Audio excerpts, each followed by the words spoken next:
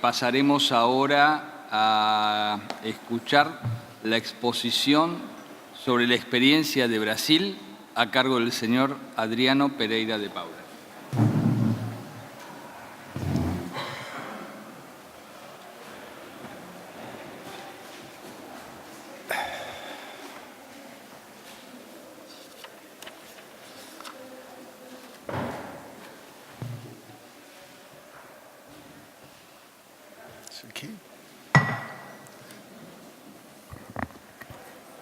Bueno, antes de mais nada, gostaria de agradecer Jorge e sua equipe pelo apoio dado em nossa apresentação e nossas discussões. E boa tarde a todos. Eu vou tentar ser mais breve, conciso e tentar não, vamos dizer, maltratar a língua castelhana. Vou tentar o português mais compassado. Por favor. Graças. Bueno, nossa agenda, ela trata das regras fiscais em gerais, como seria a gestão de tesouraria no Brasil, a estrutura, e como se dá a gestão de tesouraria combinado ou amparado por essas regras fiscais que são demandadas. E quais são nossos desafios futuros? Bom, no conjunto, as regras fiscais impõem uma restrição à política através de fixação de limites para os seus agregados. Elas não são novidades, temos os registros iniciais na década de 80, temos alguns registros de Chile, temos alguns registros de Holanda, e no Brasil, com sua Constituição, de 1988, tivemos os primeiros registros de imposição de algumas ideias de regras fiscais. Contudo, na evolução dos anos 90 a 2000, com o crescente aparecimento de crises fiscais, uma sustentação grande de déficit, como observamos principalmente no Brasil e alguns países da América Latina, e um aumento do endividamento para tentativa de sustentação, de aplacar essa redução dos déficits, nos levaram a um novo conjunto de regras fiscais que estão bem representados nesses novos marcos, desses documentos emitidos pelo FMI, How to Select Fiscal Rules e How to Calibrate Fiscal Rules. Nós tivemos detidos no Brasil uma discussão muito grande sobre esse assunto nos últimos 2 anos e vamos tentar passar um pouco a ideia do que estamos tentando fazer, com o que lidamos hoje e com o que tentamos fazer. Essa segunda geração de regras fiscais, elas basicamente estabelecem um conjunto explícito com uma âncora fiscal pelo limite do endividamento e um conjunto operacional de controle de gastos. E esse sim seria, vamos dizer, do controle do Estado, onde nós poderíamos exercer um pouco mais de proatividade na sua contenção. No limite de dívida, estabelecer um conjunto de dívidas para guiar essa calibragem, né, entre as regras principais, que seria o limite de endividamento, e as regras operacionais. Dentro das regras operacionais, nós teríamos as regras do resultado fiscal, que são definidos pelos fluxos, e a regra do gasto, com o estabelecimento de marcos ou de limites para a expansão do gasto fiscal. No Brasil, dessa recomendação daquilo que observamos como novas gerações, o que nós poderíamos identificar? Nosso limite de dívida, ele não é um limite explícito. Nós hoje temos uma proposta encaminhada ao Congresso que trata justamente a definição de um limite de dívida, mas ainda está em discussão e, como todos os senhores sabem, estamos num período eleitoral, teremos a partir do final do ano talvez a ampliação ou a aceleração da discussão quanto ao estabelecimento desse limite de dívida. Para a regra de resultado fiscal, nós já observamos, já temos prevista a regra de resultado primário nas leis de diretrizes orçamentárias, que são leis anuais e que estabelecem o resultado fiscal para o ano e para 2 exercícios posteriores e que podem ser revistos a qualquer momento durante sua execução. Temos uma regra de gasto aprovada em 2017, com 20 anos de proposta de controle de sua implementação. Temos uma limitação com o gasto na base de caixa. Quer dizer, controlamos mensalmente os volumes de pagamento de forma a estabelecer uma faixa dentro do controle, dentro desse limite de gasto. E temos a regra de ouro, que é um princípio que veio da Constituição, que proíbe a emissão ou a contratação de operações de crédito que ultrapassem o limite dos gastos de capital. Ou seja, poderíamos nos endividar desde que para os investimentos e não para gastos correntes. Essa é a principal mensagem. Nós temos ainda regras adicionais que são bastante operacionais. Nós temos estabelecimento em alguns graus, ou na Constituição Federal, para gastos, por exemplo, com seguridade social. Nós não podemos ampliar gastos com seguridade sem apresentar uma contraposição de cortes em outros elementos de gasto do governo federal. Temos também os gastos obrigatórios, quer dizer, quando temos que apresentar algum outro gasto, como saúde, educação, quando encaminhamos a proposta ao Congresso, se for de iniciativa do Executivo, elas precisam também apresentar na trajetória temporal à frente, aonde serão apresentadas as reduções de outros gastos estruturais para permitir que esses novos gastos sejam sustentados. Temos ainda a renúncia de receitas, quer dizer, toda renúncia de receita deve estar estabelecido com regras próprias e que identifiquem onde serão feitos gastos compensatórios.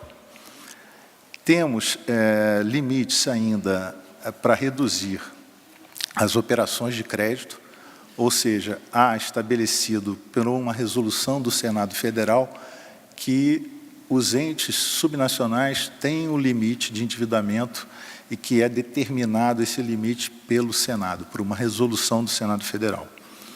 E temos ainda o limite de garantias a ser considerada a entes subnacionais. E esse é um limite também derivado de uma resolução do Senado, em que a União só pode atender a essas garantias aos entes subnacionais, observado as regras estabelecidas pelo Senado. Bom, na gestão de tesouraria, como nós temos a organização estruturada? Nós temos o órgão central de contabilidade e finanças do governo federal, que é a Secretaria do Tesouro Nacional, mais comumente conhecida como simplesmente o Tesouro Nacional. Nós temos o Banco Central, onde está estruturada e escriturada a conta única. Nossa conta única, ela tem como base operativa o Banco Central, e temos um agente funcional, que é o Banco do Brasil. O Banco Central, através do sistema de pagamento brasileiro e do Banco do Brasil, seu sistema de mensageria faz com que tenhamos essa relação com todo o mercado financeiro, de forma de qualquer operador, qualquer sistema, qualquer unidade do mercado financeiro possa fazer os seus recolhimentos à conta única do Tesouro. Bom, é uma conta contábil cujos registros refletem os movimentos diários de saldos financeiros. Da própria conta do Tesouro, ela também tem uma subconta, que é uma conta relativa à Previdência, pública, ou seja, todos os pagamentos e todas as arrecadações da Previdência são mantidas separadas dos gastos normais do Caixa do Tesouro, e também o colchão de dívida pública, ou seja, a conta da dívida pública, toda a arrecadação derivada da emissão de títulos ou de operações de créditos constituída pelo Tesouro Nacional. Então, na verdade, a nossa conta única são 3 subcontas que se unificam no Banco Central. Toda a operação é feita por um único sistema, que é o CIAF, que acredito que a boa parte dos senhores tenham conhecimento ou tenham sistemas derivados que se assemelham à condição. No nosso caso, nós temos o conceito do CIAF. O conceito do Caixa Único é um conceito que está garantido na Constituição. Então, a própria implementação de um único sistema contábil, financeiro e orçamentário foi extremamente definidor de como o Estado passou a operar e a controlar os seus gastos, né? Ela é de uso obrigatório pelo governo federal, ou seja, qualquer unidade do governo, toda unidade do governo federal é obrigada a utilizá-la e não se é permitido abrir contas apartadas com recursos públicos, a não ser as próprias contas, a própria conta única. Temos algumas contas que são definidas, às vezes, por ações judiciais para recolhimento de precatórios ou de dívidas em conteste de justiça, mas são contas que estarão abertas nos agentes financeiros da própria União do Tesouro. E, caso contrário, quer dizer, caso numa situação de evolução desse processo de contenda judicial, se perder, elas são desembolsadas à saída e já tem o registro em conta única, ou se retornarem, são retornados e registrados como uma receita também primária, da mesma forma que saíram, né?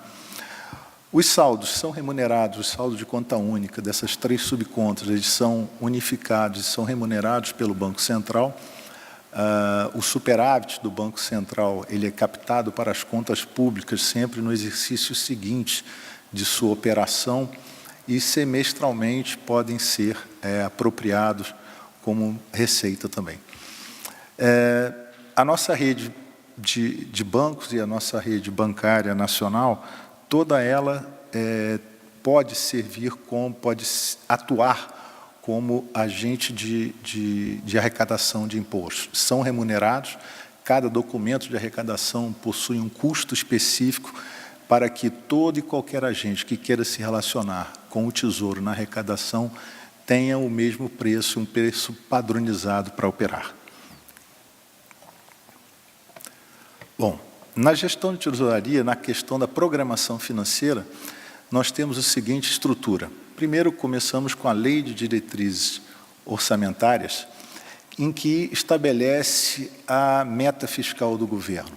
Ela é uma discussão, ela é resultado de uma discussão na qual o Tesouro participa junto com a Secretaria de Orçamento Federal, que é a área responsável pela apresentação e formalização do orçamento público ao Congresso Nacional. Posteriormente, derivado da Lei de Diretriz Orçamentária, nós temos a própria Lei Orçamentária Anual, e nela vão estar todos os ingressos, né, e todas as saídas autorizadas, ou seja, há uma fixação da receita e, portanto, ao estabelecer o limite de receitas, você estabelece qual é o máximo de gasto que estaria sendo autorizado para aquele exercício.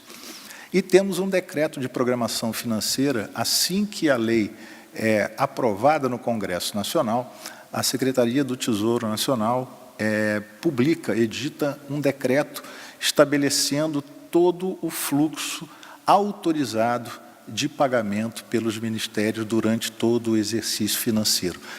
Aí sim, de acordo com a meta estabelecida, de acordo com o teto de gastos que passou a ser definido a partir do ano de 2017, com base no resultado de 2016, e que será observado até 2036, e ainda com a observação do limite da regra de ouro, né? Então, esse é um ciclo que se fecha bimestralmente. Nós somos obrigados a apresentar ao Congresso Nacional e ao Tribunal de Contas da União, que é o órgão assessor do Congresso Nacional, toda a evolução da programação financeira anual. Ou seja, a programação financeira anual, ela possui revisões bimestrais. Se há a evolução ou frustração de receitas públicas, elas vão imediatamente impactar no gasto público. Então, essa reavaliação é feita e pode ser revisto com uma ampliação ou com uma redução do limite de gasto concedido aos órgãos públicos em geral. O limite de gasto, ele vai atuar junto com regra de ouro e junto com meta fiscal como os principais balizadores das revisões bimestrais. Ou seja, nesse relatório que é emitido bimestralmente, nós temos que apresentar em que condições estão sendo cumpridas esses 3 limites oficiais. A meta fiscal, que é o resultado primário, o limite de gasto do governo, ou seja, o teto do gasto, e a regra de ouro. São os 3, paralelamente, que precisam estar atendidos. Como resultado fiscal, o que nós teríamos? O Tesouro, ele participa na discussão da proposta do orçamento, que vai estar sendo encaminhado ao Congresso Nacional para aprovação. Nós temos ainda o cumprimento da meta, ou seja, a execução durante o exercício daquela meta fixada pela Lei de Orçamento Anual, ela é de responsabilidade do Tesouro Nacional. Então, apresentamos mensalmente os resultados e a cada bimestre fazemos um relatório de consolidação para avaliação dos efeitos de receitas e despesas do governo. E o Tesouro ainda é responsável por garantir o cumprimento mensal do limite do teto do gasto, ou seja, todos os gastos autorizados mensalmente têm que estar com uma projeção em conformidade com o limite de gasto estabelecido. Temos ainda a regra de ouro e o limite de gasto. Bom, no caso do limite de gasto, eu antecipei, o Tesouro faz a consolidação mensal porque possui diariamente, isso pode ser apurado via CIAF, como é o cumprimento. Essa foi até um destaque para que o próprio governo passasse no Congresso o teto de gasto, foi a garantia de que os órgãos de controle podem apurar diariamente os saldos de conta única sem depender de nenhum outro instrumento. Faria somente uma consolidação dos saldos da conta única e ele teria, então, como apurar o limite do gasto.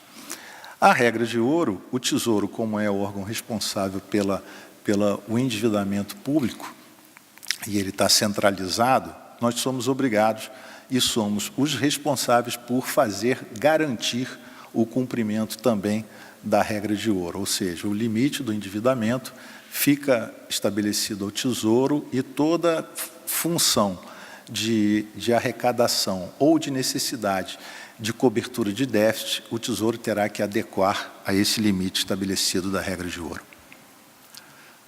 Bom, de que forma nós fazemos a governança para a sociedade e por os órgãos de controle para o Congresso Federal? Nós temos os reportes ao público externo, ou seja, apresentamos resultados mensais, apresentamos relatórios quadrimestrais após a execução dos bimestrais de revisão de meta. A cada 4 meses nós fazemos do que realmente aconteceu detalhadamente, né? Além da visão ex ante, nós também temos que fazer um cumprimento ex post a cada 4 meses. Temos um relatório sobre os ingressos e os gastos, que são os relatórios bimestrais. Temos ainda o cumprimento das metas fiscais, que esse é feito mensalmente, né? Desculpe, quadrimestralmente. Temos ainda o limite de gasto, que é o limite de pagamento, ou seja, o teto do gasto, mais comumente conhecido no Brasil, que ele é feito mensalmente, mas ele pode ser apurado em qualquer período, até mesmo menor do que um mês.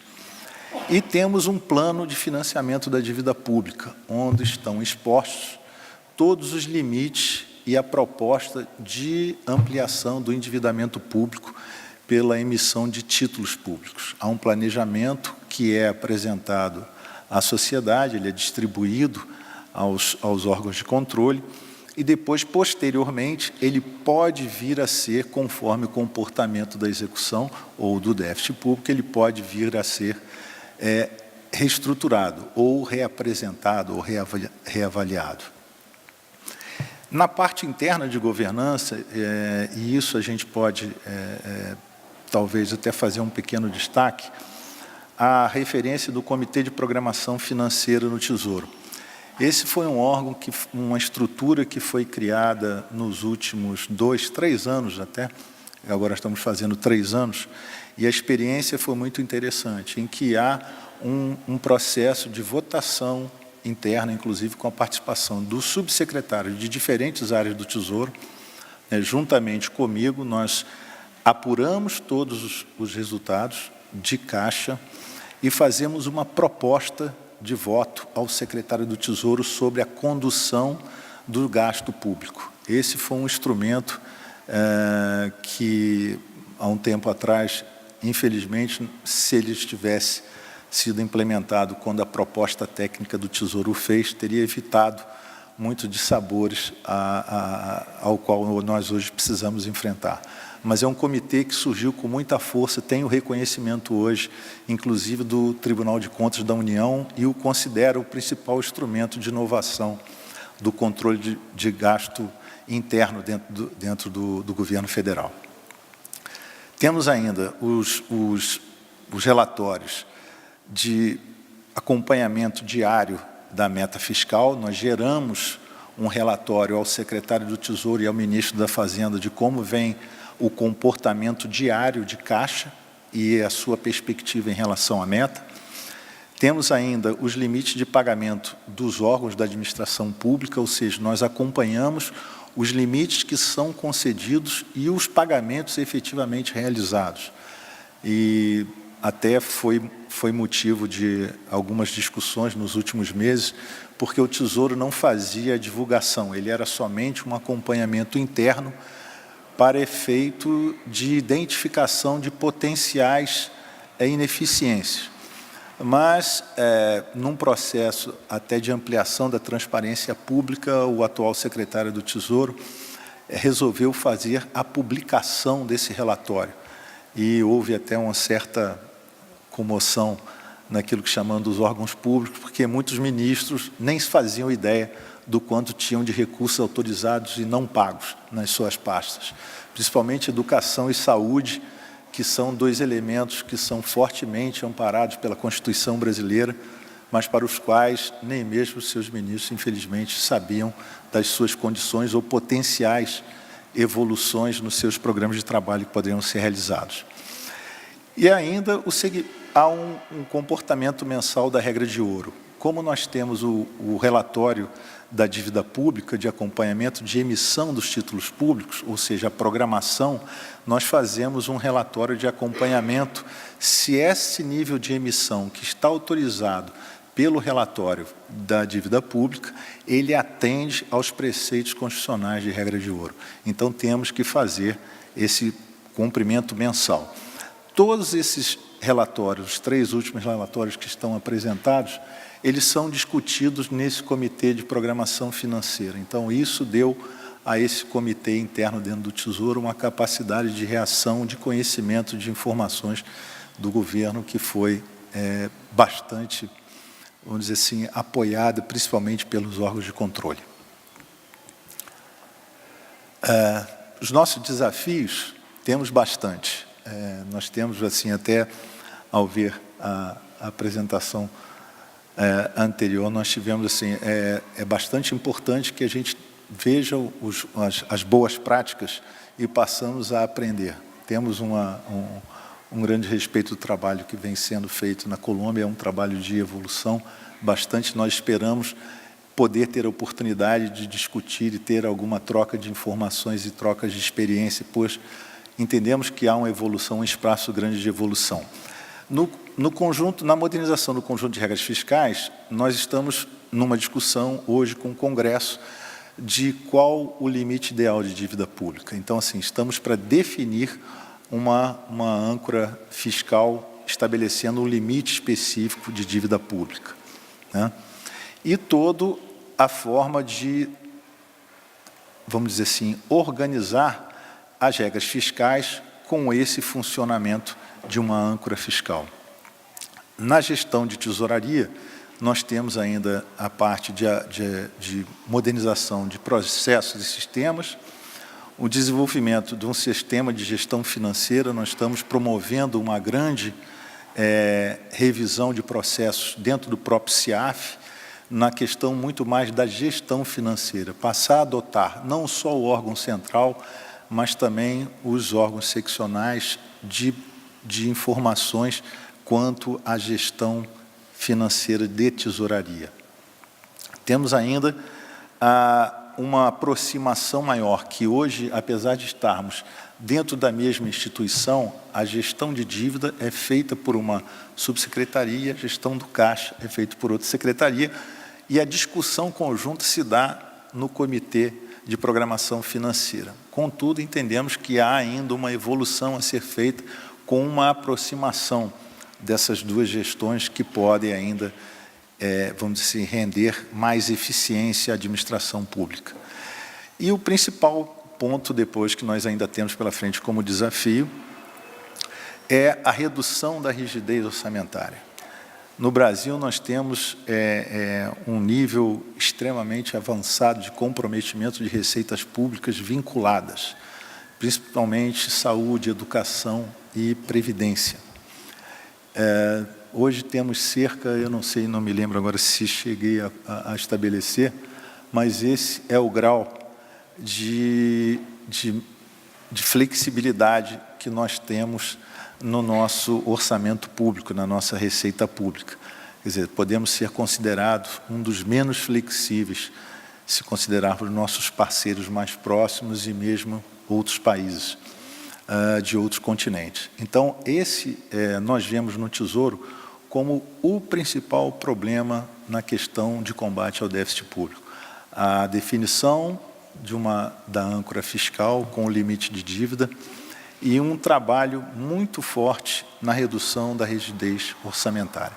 Esses são os dois principais desafios que nós consideramos hoje no Tesouro. Temos um próximo governo que se aproxima, estamos no meio de um período eleitoral e esperamos e temos ficado aberto a todos os assessores econômicos dos candidatos.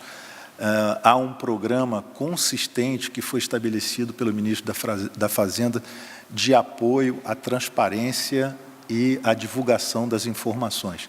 E esse dado da questão da rigidez orçamentária tem sido um tema que, para todos os candidatos, de todos os assessores econômicos de candidatos, chamou bastante atenção, quando, na verdade, assim, o que se tem do orçamento aprovado pelo Congresso, na verdade, há pouco a se fazer em questão de remanejamento ou de reduções.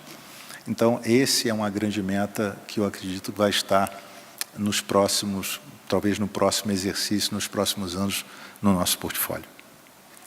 Bom, senhores, agradeço a atenção de todos. Muito obrigado.